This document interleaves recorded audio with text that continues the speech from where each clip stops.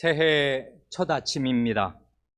새해 첫날에는 희망이 담긴 덕담을 나누는 것이 보통입니다. 원단 예배 때도 소망이 담긴 말씀을 전하는 게 좋은 일이겠습니다. 지난해 원단 예배 때는 새 노래로 여호와께 노래하라 하는 말씀이 들어있는 시편 96편을 함께 읽고 말씀드렸습니다. 그러나 지금은 한 달 전쯤에 일어난 비상계엄 사태로 인해서 시국이 대단히 불안정해진 때입니다.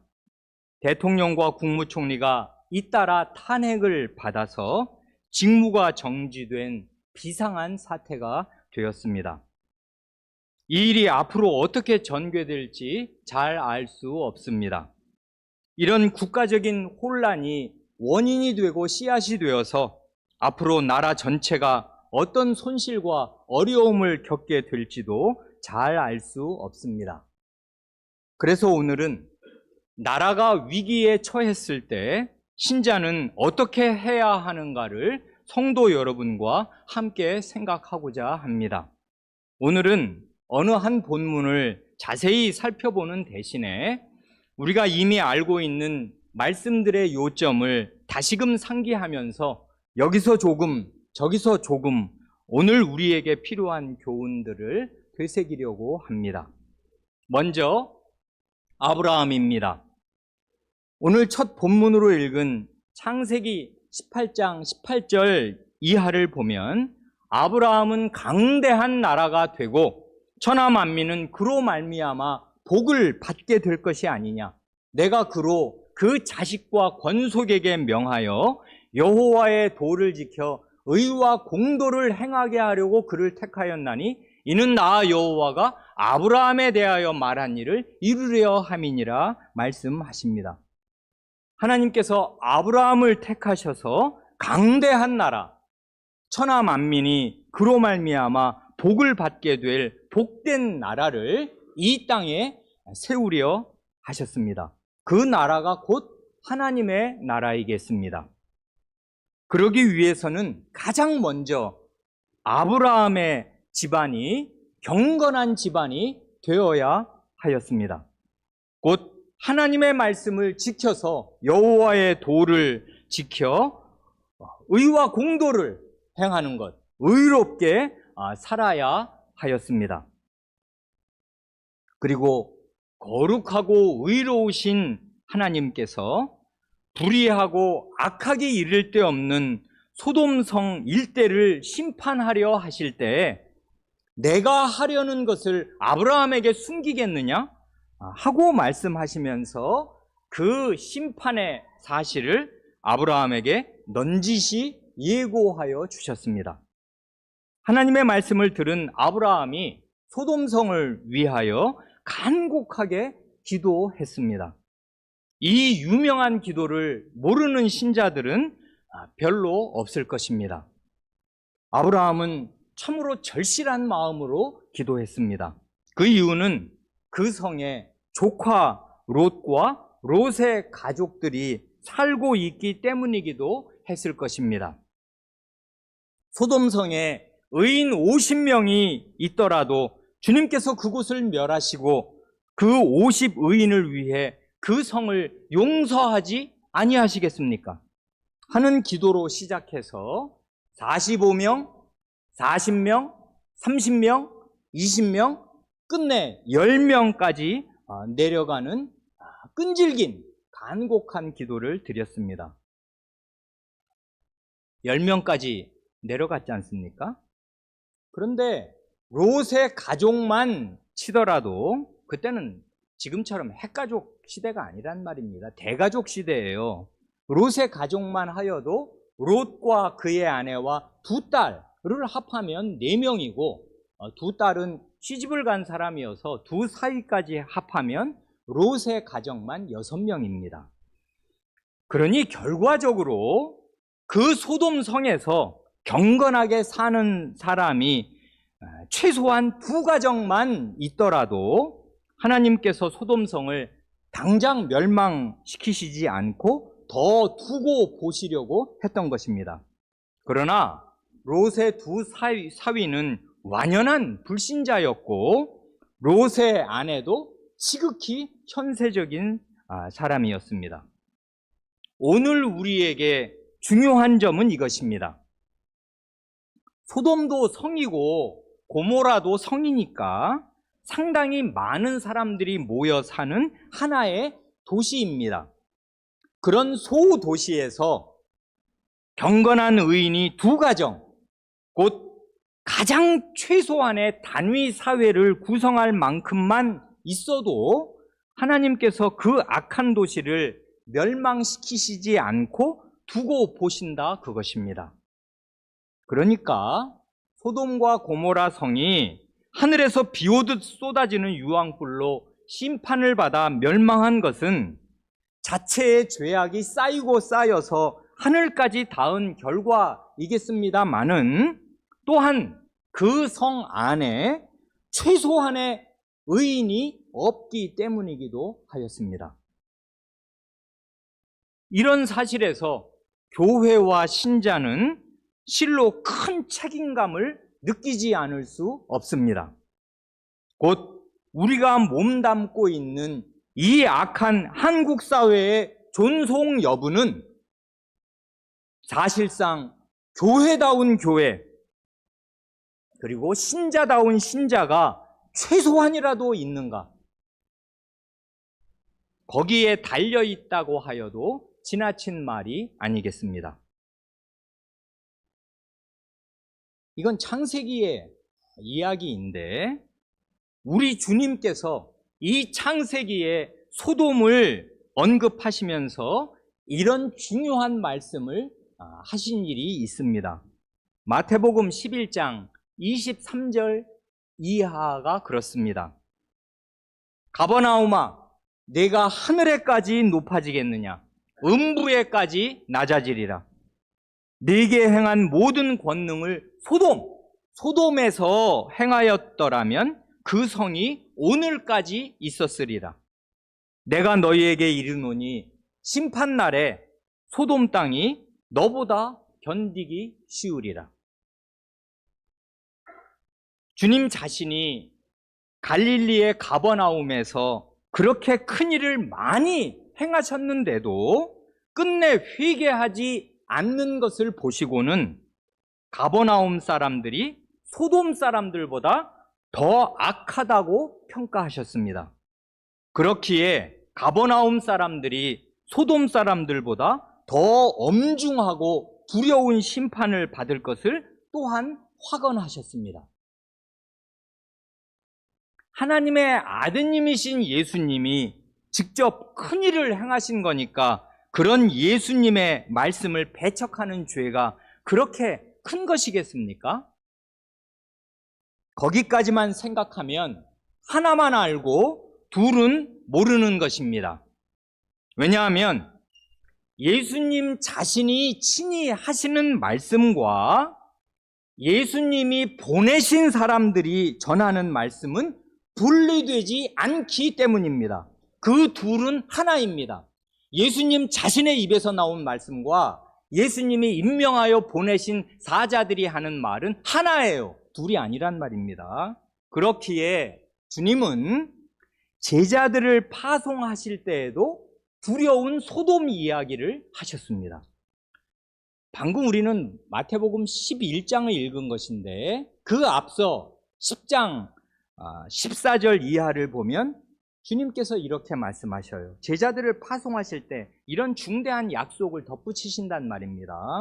누구든지 너희를 영접하지도 아니하고 너희 말, 이게 제자들의 말인데 제자들의 말은 자기가 이 말 저 말 하는 게 아니라 주님이 이런 말 하라고 그 입에 넣어주시고 마음에 넣어주신 주님의 복음, 하나님 나라 복음을 전하는 거잖아요. 그러니까 너희를 영접하지도 않고 너희 말을 듣지도 아니하거든 그 집이나 성에서 나가 너희 발에 먼지를 떨어버리라. 그 다음 주님이 아멘 하고 확언하십니다. 내가 진실로 너희에게 이르노니 심판날에 소돔과 고모라 땅이 그 성보다 견디기 쉬우리라. 여기 보면 집을 언급하시고 성을 언급하셔요. 개별 가정이든 그 단위 사회 전체든 똑같은 이 원칙이 지배할 것입니다. 주님의 말씀을 따르면 주님께서 임명하여 보내신 주님의 사자들의 말을 듣지 않는 사람들은 개별 가정이든 어느 마을이든 그 운명이 소돔과 고모라 땅보다 더 가혹하게 될 것입니다. 성경의 기록에 의하면 주님께서는 공생의 기간 중에 아주 중요한 고비마다 이 소돔에 대해 3번을 말씀하셨습니다. 우리가 2번을 본 거지요. 먼저 갈릴리에서 제자들을 파송하실 때 처음으로 마태복음 10장에서 소돔을 언급하셨습니다. 그리고 제1차 갈릴리 선교 여행을 마치셨을 때 회개하지 않는 마을들을 탄핵하시면서 2번째로 소돔에 대하여 마태복음 11장에서 말씀하셨습니다. 그리고 공생의 마지막에 예루살렘을 향하여 죽으러 가시는 도중에 인류 역사의 마지막이 어떠할 것인가를 말씀하시면서 다시 한번 소돔을 언급하십니다. 그 말씀이 누가복음 17장 28절 이하에 있습니다. 마지막 그때는 어떻게 될 것인가 하니 곧 또 롯의 때와 같으리니 사람들이 먹고 마시고 사고 팔고 집을 짓더니 롯이 소돔에서 나가던 날에 하늘로부터 불과 유황이 비 오듯 하여 그들을 멸망시켰느니라. 인자가 나타나는 날에도 이러하리라. 이와 같이 주님은 주님 자신의 초림과 재림 사이의 전 역사 시기, 곧 주님께서 구원자로 이 땅에 내려오신 때부터 만민의 심판자로 다시 오실 때까지의 교회사와 인류의 역사를 소돔이라는 주제로 요약하신 것입니다. 주님 자신의 사역을 안 받아들이면 어떻게 되며 주님이 보내신 사람들의 말을 안 들으면 어떻게 되며 그런 사람들이 마지막이 어떻게 될 것인가를 소돔이라는 주제로 일관되게 말씀하셔요. 그래, 아브라함 시대에 소돔에 일어났던 일과 그에 대한 주님 자신의 말씀을 생각하면서 간단한 적용점을 3가지로 간단히 말씀드리고 싶습니다. 첫째로, 교회의 신자는 이 악한 사회 안에서 하나님께서 인정하고 받으실 만한 의로운 생활을 해야 마땅합니다. 의인으로 나타나야 합니다. 이 사회의 존속은 의인들에게 달려 있어요. 둘째로, 아브라함이 그 악한 소돔성을 위해 간곡히 기도했듯이 우리도 우리가 몸담고 있는 이 사회의 존속을 위해 기도해야 마땅합니다. 약한 사람들도 있고 정신 못 차리는 신자들도 있고 일꾼이 아니라 일감인 사람들도 많은 때에 롯을 보면 한심하단 말입니다. 그런데 그 사람도 하나님의 백성이고 혈육이고 피부치예요. 버릴 수 있는 사람이 아니란 말입니다. 그러니 아브라함의 마음은 불타듯이 타올랐고 간곡한 기도를 드리지 않을 수 없었습니다. 우리도 기도해. 우리의 친족들, 아직도 그리스도를 믿지 않는 친족들이 얼마나 많이 우리 주위에 있으며 지인들, 그 참 좋은 사람인데 야속하게도 복음은 안 믿거든요. 그러는 사람들, 그리고 우리 사회 전체가 불바다가 되면 우리 자식들이 어떻게 사냔 말입니다. 그래, 우리 사회를 위해 기도해야 합니다. 셋째로, 주님께서 오늘날 자신의 사자를 통하여 하시는 주님 자신의 말씀을 늘 귀담아 듣고 마음에 새기고 있어야 합니다. 그렇지 않고 이게 주님 오시는 날에 정형을 그리잖아요. 먹고 마시고 사고 팔고 집 짓는 거.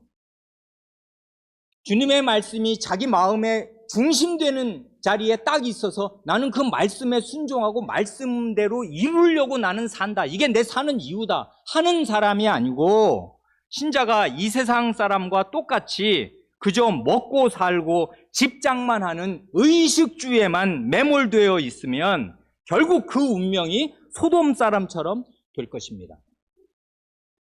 노아 때도 똑같았고 소돔 이 불벼락을 맞을 때도 똑같았어요. 사람들은 늘 일상생활을 하였단 말입니다.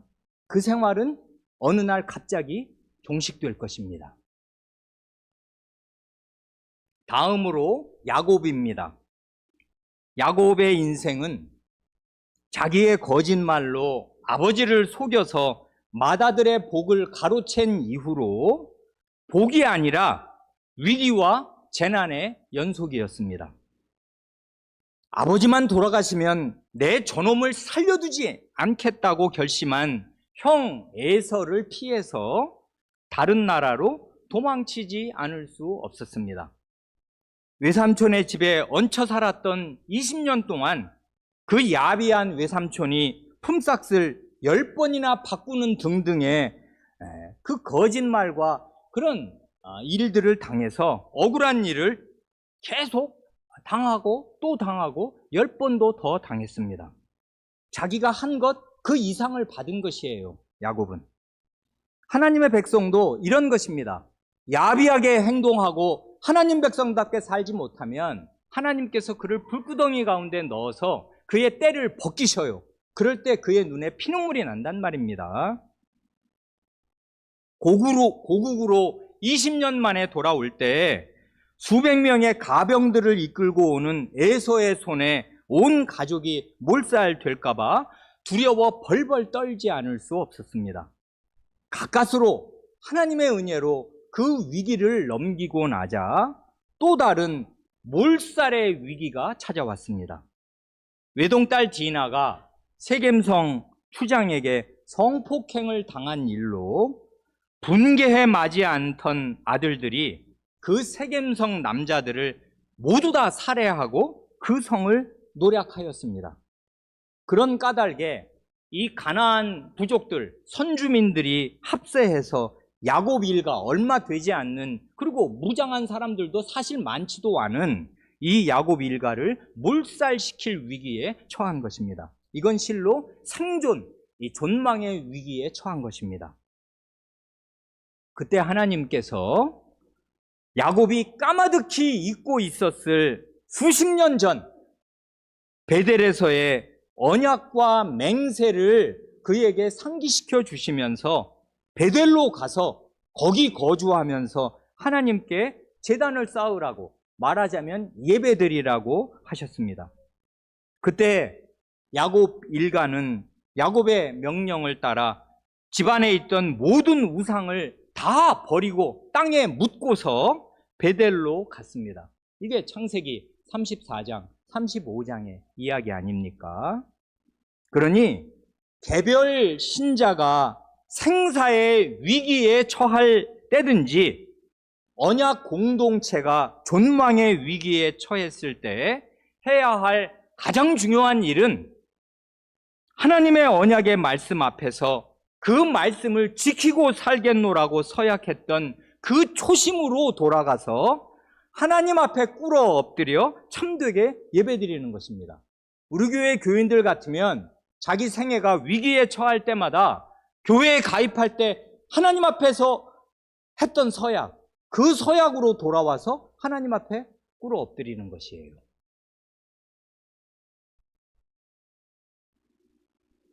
그 뒤로 구약시대에 이스라엘이 국가적으로 위기에 처한 경우가 많이 있습니다만은 구약시대의 이스라엘과 오늘날의 대한민국을 동일시할 수는 물론 없습니다. 구약시대의 이스라엘은 국가 전체가 구약의 교회인 이른바 신정국가, 하나님 나라였지만은 신약시대로 오면 대한민국이 하나님 나라며 미국이 하나님 나라이겠습니까? 아니에요. 신약시대로 오면 교회와 국가가 완연하게 분리됩니다. 그래 각 교회, 아니 각 국가 안에 하나님을 참되게 믿는 사람이 하나님 나라 백성인 것이지, 그 나라 전체에 신자들이 많다고 해서 이런 민족 국가 하나가 하나님 나라라고 불릴 수는 없고, 하나님은 그렇게 대우하시지 않는단 말입니다. 그리고 이게 현실인데, 근대와 현대 이후로는 어느 나라든 예수 그리스도를 믿지 않는 불신자들이 다수이고, 국적에 관계없이 예수 그리스도를 참되게 믿고 따르는 신자들이 하나님 나라의 백성을 이룹니다. 아브라함에게 강대한 나라가 되고 천하 만민이 그로 말미암아 복을 받을 나라를 세우시겠다고 언약하셨는데, 그 언약은 이루어졌습니다.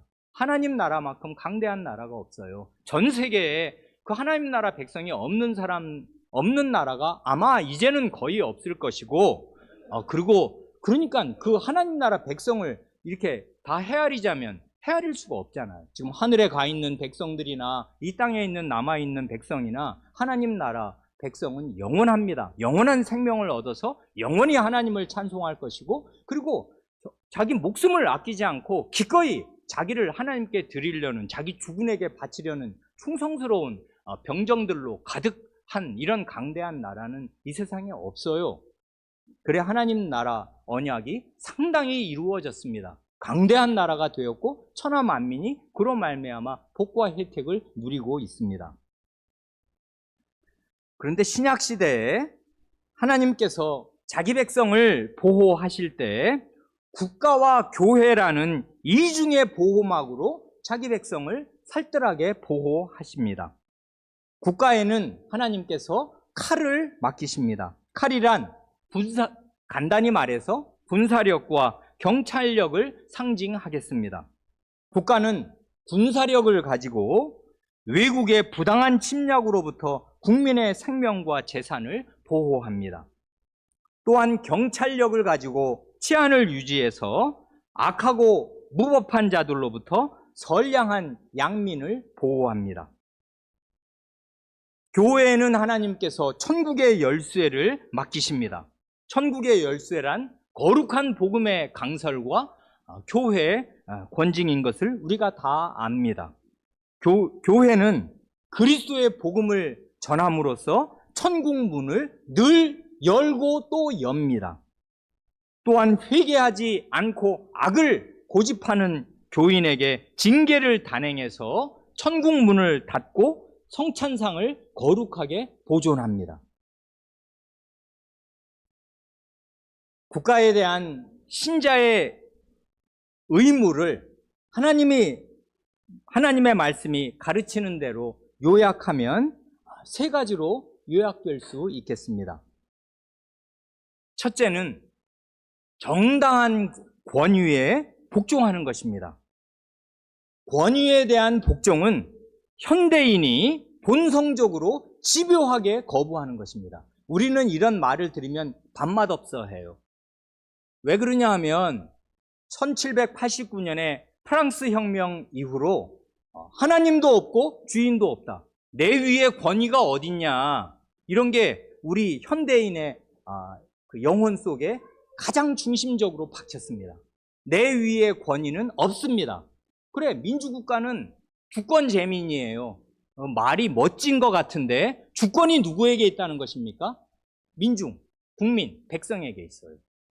그래, 내 국민의 뜻을 어기면 최고 통치자라도 탄핵해서 끌어내린다.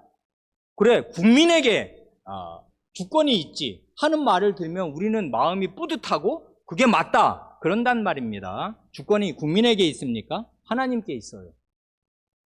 주권은 언제든지 하나님께 있단 말입니다. 하나님의 세상이고 하나님이 그 지존의 주권자로 계시면서 하나님께서 지존의 권위자로서 우리 위에 권위 체계들을 두셔요.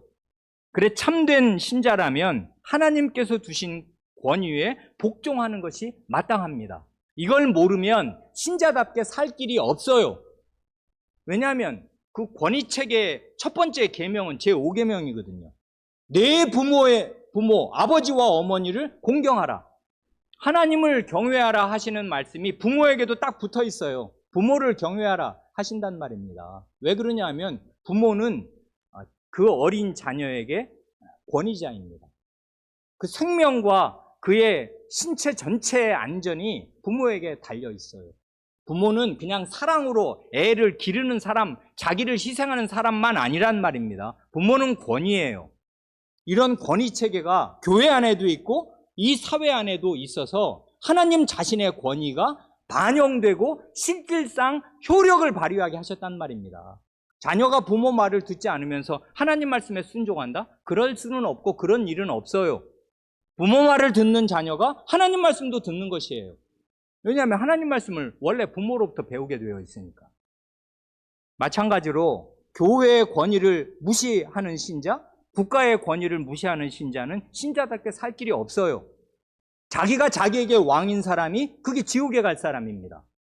하나님 나라는 권위 체계예요. 왕 밑에 피조물로 신하로 우리는 존재하는 거란 말입니다. 영원히.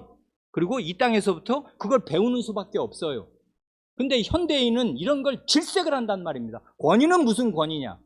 그래, 결혼한 여성도 자기 남편의 권위에 복종하라? 이런 말 들으면 밥맛없어 하지 않습니까? 권위는 무슨 권위? 우리가 사랑해서 결혼한 거지 내 위에 무슨 권위가 있냐 하지만 어림없는 생각이란 말입니다. 아내의 원덕은 남편에게 복종하는 것이에요. 성경은 그것을 애누리 없이 말한단 말입니다. 이건 봉건 윤리가 아니고 고대의 캐캐묵은 윤리가 아니에요. 성경 말씀에 뿌리박고 하나님 자신에게 뿌리박혀 있는 원리란 말입니다. 삶의 원리. 그래, 우리가 이런 게 익숙하지 않고 생내적으로 우리도 현대인 아니에요. 이런 걸 듣기 싫어한단 말입니다. 그러나 가장 중요한 국가에 대한 의무는 국가의 권위체계의 정당한 권위에 복종하는 거예요. 마음으로 그래야 하고 행동으로 그래야 해요. 하나님 말씀에 아주 명백한 근거가 있습니다. 로마서 13장 1절 2절 말씀은 이렇습니다. 각 사람은, 이건 로마서 13장이면 다 아시겠습니다. 12장 이후부터는 구원받은 신자가 이 땅에서 어떻게 살 것을 명하시는 실천 적용에 관한 말씀 아니에요. 로마서 13장 1, 2절. 각 사람은 위에 있는 권세들에게 복종하라. 권세는 하나님께로부터 나지 않음이 없나니 모든 권세는 다 하나님께서 정하신 바라. 그러므로 권세를 거스르는 자는 하나님의 명을 거스름이니 거스르는 자들은 심판을 자취하리라 하십니다. 그런가 하면 베드로전서 2장 13, 14절 말씀도 똑같습니다. 베드로전서 2장 13절 이하, 인간의 모든 제도를 주를 위하여 순종하되 혹은 위에 있는 왕이나 혹은 왕이 악행하는 자를 징벌하고 선행하는 자를 포상하기 위하여 보낸 총독에게 하라. 인간의 모든 제도라고 할 때 무슨 학교 제도를 학교에도 물론 선생님이 있으니까 선생님의 말씀을 잘 들어야 해요. 그런데 그런 거보다는 인간에 있는 모든 제도를 주를 위하여 순종하라 할 때 가장 대표적으로 두는 두 가지는 왕과 총독이에요.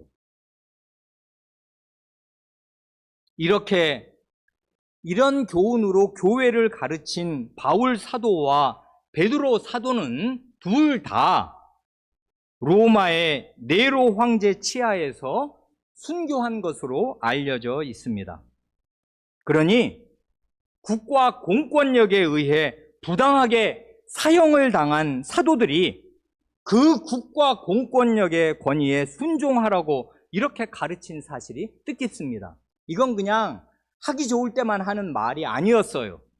부당한 폭력을 행사할 때에도 이렇게 자기는 이제 곧 죽을 건데 자기는 억울하게, 이게 무법한 일이잖아요. 하나님의 사도를 누가 죽인단 말입니까? 다 죽여요. 근데 사형수가 된단 말입니다. 그러는 국가 공권력에도 복종하라, 이렇게 말한단 말입니다. 국가는 권위체계입니다. 둘째는, 신자는 국가 통치자들을 위해 기도해야 마땅합니다. 그러나 현대의 신자는 권위에 대한 복종을 싫어하는 만큼이나 국가를 위한 기도에 인색한 것처럼 보입니다. 그렇지만 바울 사도는 오늘 우리가 함께 읽은 디모데전서 2장 1절 2절에서 이렇게 권유합니다. 그러므로 내가 첫째로 권하노니 모든 사람을 위하여 간구와 기도와 도고와 감사를 하되 임금들과 높은 지위에 있는 모든 사람을 위하여 하라. 이는 우리가 모든 경건과 단정함으로 고요하고 평안한 생활을 하려 함이라 합니다. 그 다음 4절까지를 마저 읽는다면 각계각층의 모든 사람이 구원을 받으며 진리를 아는 데에 이르기를 원하시는 것이 하나님의 선하신 뜻이에요. 그러기 위해서는 각계각층의 모든 사람이 구원을 받으려면 복음을 편안한 마음으로 들어야 하고, 또 복음을 들어서 이른바 예수님을 영접하면 그 다음부터 거룩하게 살 수 있어요? 어림도 없지요. 진리를 계속 알아가야 되잖아요. 그 일은 시간이 엄청 필요해요. 우리 아이들이 사람 노릇하려면 20년을 먹여야 되잖아요. 그런 것처럼 교회에서 최소한 10년, 20년은 제대로 배워야 생각이 이 세상, 이 때에서 벗어날 수가 있어요. 생각 자체를, 이 하나님은 누구시고, 사람은 뭐고, 세상은 뭐고, 직업은 어떻게 하고, 군대는 어떻게 가고, 그리고 가정생활은 어떻게 한다 하는 자의식을 정당하게 가질 수 있으려면 시간이 엄청 필요해요. 그러려면 안정된 가운데 있어야 하나님 말씀 배우지, 전란 시에 무슨 하나님 말씀을 제대로 배우냔 말입니다. 그러니까 이 하나님의 뜻, 모든 사람이 구원을 받으며 진리를 아는 데에 이르기를 원하시는 것이 하나님의 뜻인데, 이런 하나님의 뜻이 이루어지기 위해서는 신자들이 경건함과 단정함으로 고요하고 평안한 생활을 해야 하고, 신자들뿐 아니라 사회가 안정되어 있어야 해요. 그러기에 국가 지도자들을 위해 기도하라 하시는 것 아니에요. 단계가 있고 논리 구조가 있단 말입니다. 왜 기도해야 하는가? 국가 지도자가 실정을 하고 잘못된 판단을 하고 그 일반 백성만 못하면 어떻게 돼요? 그거 우리가 지금 다 겪고 있잖아요. 지도자가 얼마나 중요하냔 말입니다. 사실은 5천만 명 중에 한 명이거든요. 원래 그 생명의 등가성으로 보면 다 한 목숨이고 다 귀한 목숨이잖아요. 그런데 그 지도자의 위치라는 게 엄청나게 중요해서, 갑자기 이럴 때 만약에 전시가 발생하면 어떻게 돼요? 누가 국군 통수권을 가지며 명령을 한단 말입니까? 미국 같으면 핵폭탄을 쓸 건가 말 건가를 그 연약한 한 사람이 최종적으로 결정하게 된단 말입니다. 안 그래요? 그러니까 그 위기에 처할수록 지도자는 엄청 중요해요. 그 사람의 결정, 그 사람의 입 하나에 수십만의 생명이 안전이 달려있단 말입니다. 그러니 지도자가 자기 자리에 맞는 올바른 판단을 하고 있지 못하면 그 폐해가 온 국민에게 미치는 걸 우리가 다 알아요. 그래, 최고 지도자는 중요한 사람이에요. 우리 모두를 위해서 아주 중요한 사람이란 말입니다. 기도해야 해요.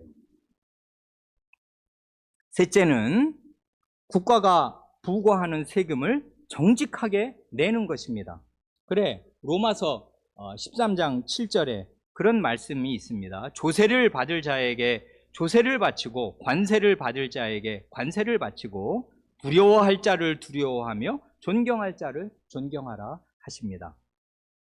이와 같은 이 세 가지를 요약해서 우리가 바로 얼마 전에 함께 고백하고 배운 웨스트민스터 신앙고백서 23장 국가에 대하여 그 4절에서는 이렇게 신자의 의무를 말합니다.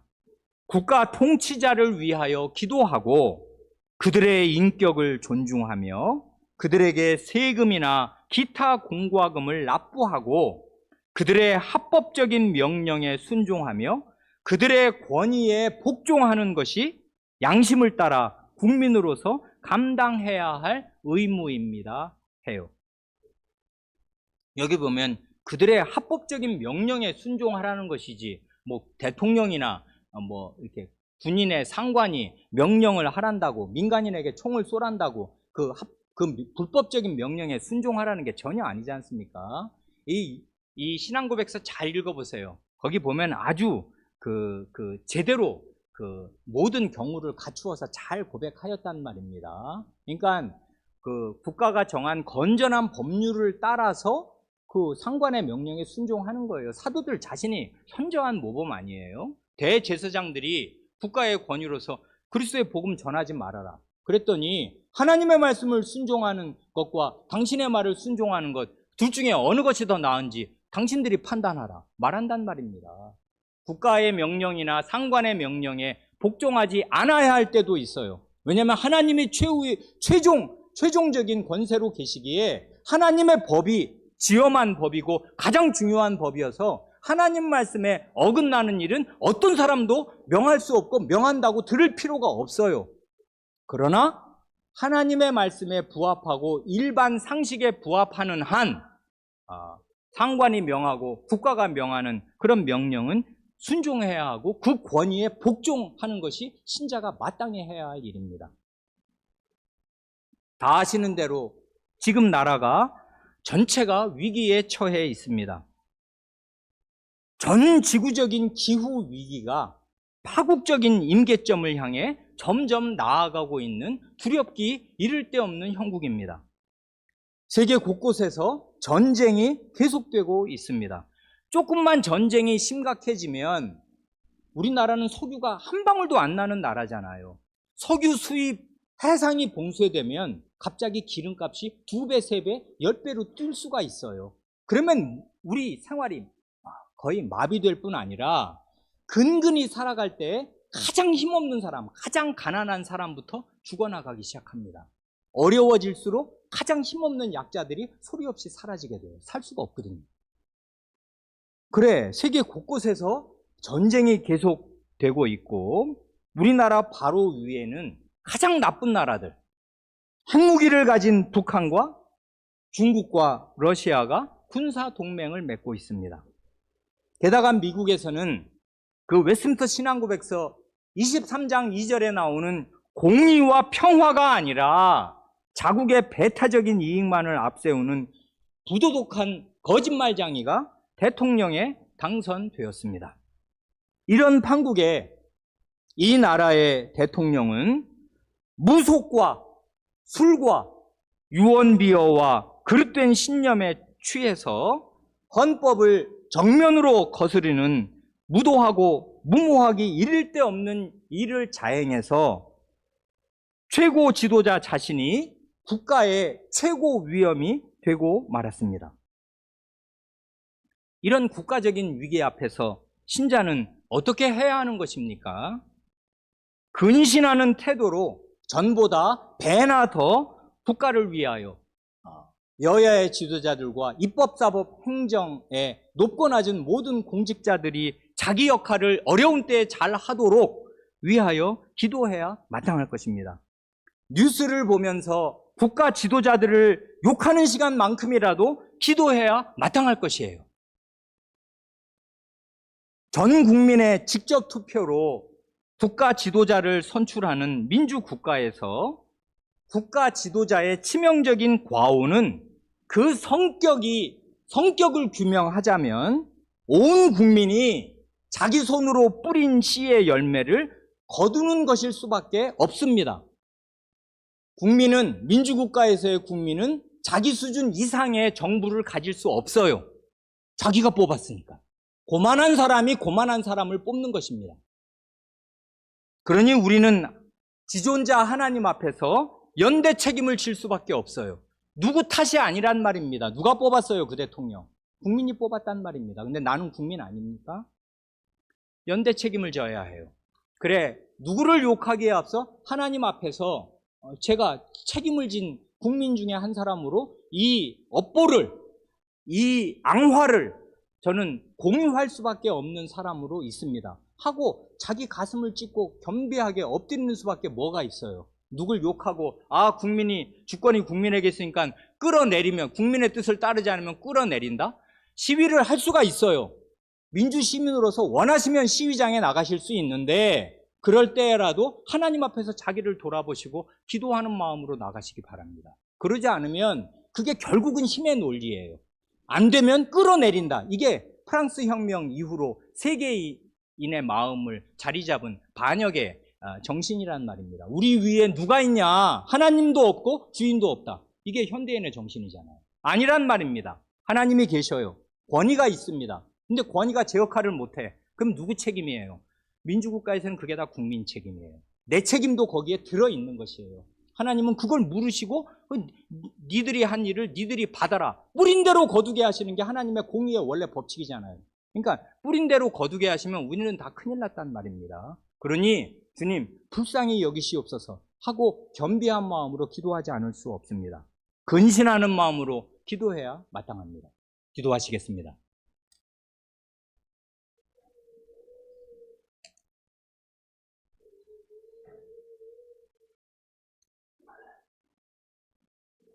주 하나님, 어찌하면 좋사옵니까? 이 나라는 천년 그 이전에 고구려 백제 신라로 서로 죽고 죽이고 싸웠던 그 역사 이래로 그 지역 감정에서 결코 천년 동안 벗어난 일이 없고 지금도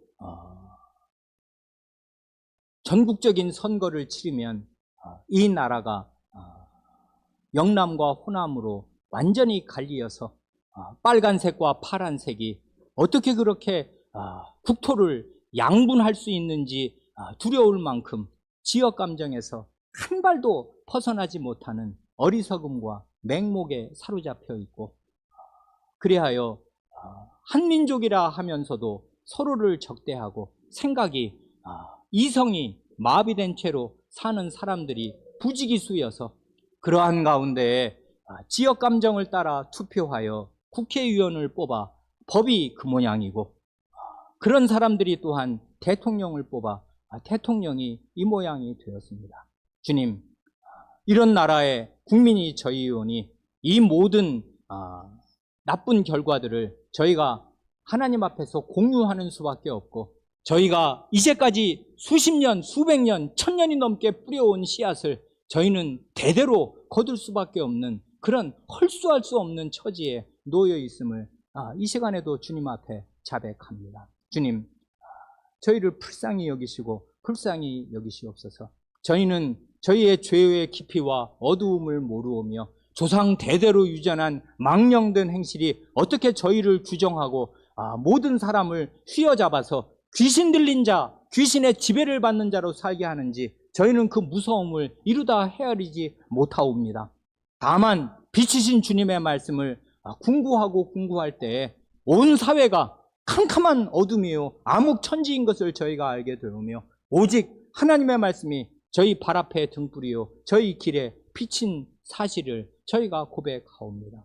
주님의 말씀을 더욱 저희 마음에 비추어 주셔서 저희가 참되게 회개하고 주님께 기도하며 이 사회와 이 국가를 위해 진지하게 기도하는 사람들이 되게 하여 주시고 기도하지도 않으면서 이 말 저 말로 불평과 원망과 누구를 비난하는 욕설을 쏟아내는 그런 어리석고 무지한 가운데 더 이상 머물러 있지 않도록 새해에는 저희를 더욱 자라게 하여 주시고 속이 깊어지게 하여 주시고 책임진 의인으로 이 사회에 각자 있는 곳에서 자기 위치를 지키게 하시며 저희 가정이 얼마나 열악하고 얼마나 보잘것이 없고 얼마나 너절한지를 생각하고 가슴을 찢고 부끄러워하며 주님의 은혜를 간곡히 구하는 자리에 있게 하여 주시옵소서. 저희를 불쌍히 여기시옵소서. 우리 구주 예수님의 이름으로 기도합니다. 아멘.